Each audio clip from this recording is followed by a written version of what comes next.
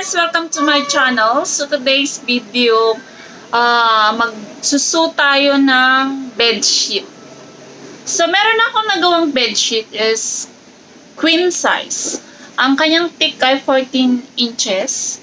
Tapos ang length niya is 74. And then yung width is 59. So ngayon gagawa tayo guys. May nagawa na akong isa pero hindi ko na kinuhanan ng video kasi tinatamad ako nun. Basta gawa lang ako ng gawa. So, andito ngayon, kikita nyo sa likod ko. Ito yung tela ko na binili ko siya. Nasa, I think per yard is 300. May nagawa na akong isa kasi minsan, di ba, sa mall, binibili mo yung may pillowcase na dalawa. And then, fitted sheet. And then, anong tawag doon? Isang flat sheet. Aabot ng 8,000 yun, di ba? So, gumawa ko. Totoong makasave ka talaga. Mura lang din. Kaso lang nakakapagod din gumawa ng bedsheet. Sa likod yung magtahi. Pero hindi pa ako expert masyado. Kwan lang. Tahi-tahi lang. Minsan, hindi rin straight. Di ba yung mga expert, talagang ganda ng pagkatay. Pero okay lang din naman. Pakita ko next time, guys, na ginagamit na namin dun sa may bed namin dun sa baba. Tapos, meron kaming extra dito. Hindi pa namin ginamit. Matagal na yan. Hindi ko lang kung 1 year na binili namin yan. Naka-stock lang yan, guys. Yung mattress na queen size. Ano, yung nasa likod siya. Ayan. Ayan, yung nasa likod na nakatayo na yan. Matagal na yan dyan, guys. Di namin ginagamit. Kasi meron pa kaming king size dito. Itong bed na to. Gagawan ko din siya ng bedsheet. So, ayan, samahan nyo ako, guys. Madali lang naman to gawin. Pag gusto nyo gumawa ng bedsheet, madali lang siya. Para sa akin, mas madali yung bedsheet na gawin kaysa pillowcase. Nahirapan ako sa pillowcase. Pero yung bedsheet, ang bilis ko, guys. Mga 1 oras tapos ko na. Yung paglagay din ng mga garter, mga ganyan na bilis. Tapos yung, abutin kaya akong 3 oras yung pillowcase. 2 pillowcase. Kaya naiinis ako. Ayan, let's start, guys. Dami ka ng chismis. Ayan. Ito, mi-measure na natin. Ang kanyang width ay 59. So, ang gamit ko, ito ang gamit ko, guys, metro. Para sa akin kasi mas madali sa akin metro kaysa yung yard. Ayan, guys. Ayan, let's start.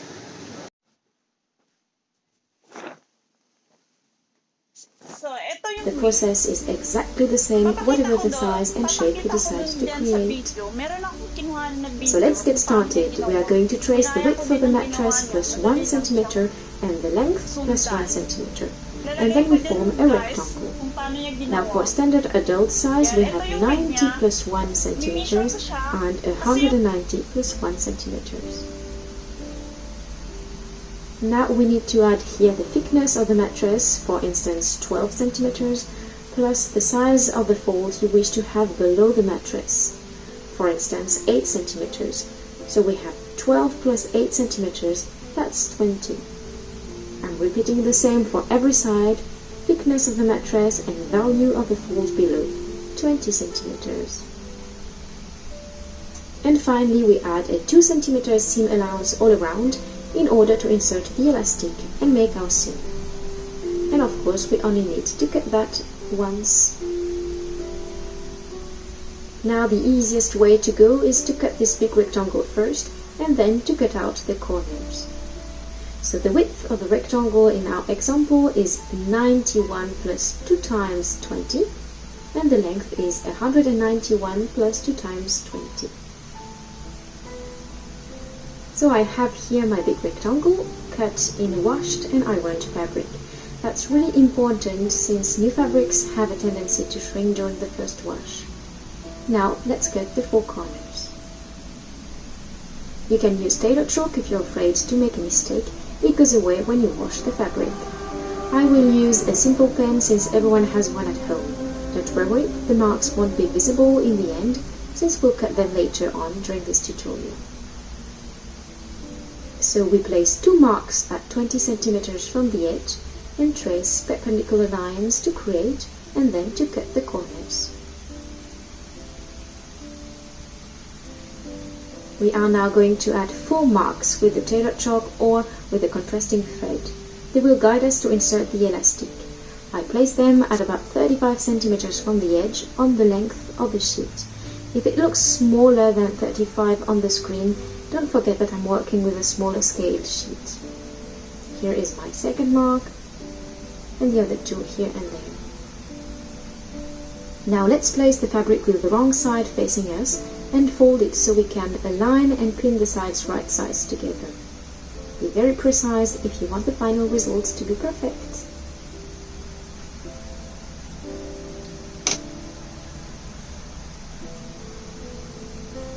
I repeat the same operation for every corner, and when it's done we are going to sew a row of straight stitches at 15 millimeters from the edge. Your machine may have measurements indication to guide you, but if not, it's really easy to create your own with a colored tape. Wrap the threads, make a few back stitches to start the sewing, and remove the pins as you go.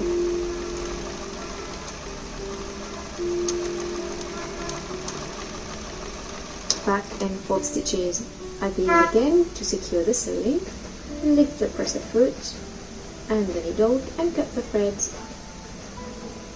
We need now to cut the excess fabric at 2 to 3 millimeters from the sewing. Be careful not to cut the stitches. When it's all done, for all 4 corners, turn the fabric inside in and start the same operation a second time, but with a row of straight stitches at 5 millimeters from the edge this time. To do so, I open properly the first sewing. Then I'm going to pin my side all the way. Alright, when it's pinned, let's sew at 5 millimeters from the edge, and let's try to make it as straight as possible to get the best result.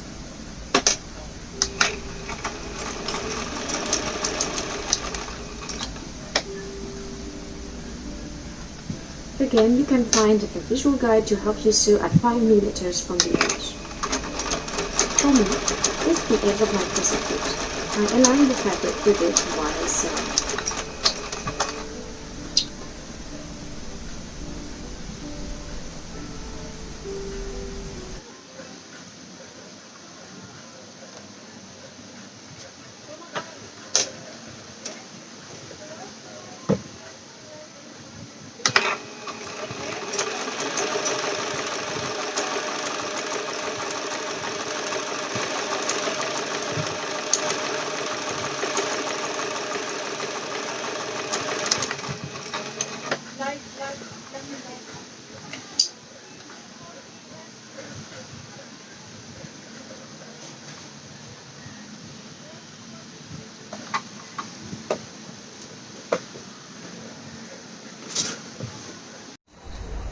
So, ayan guys, ito yung ginawa ko na una.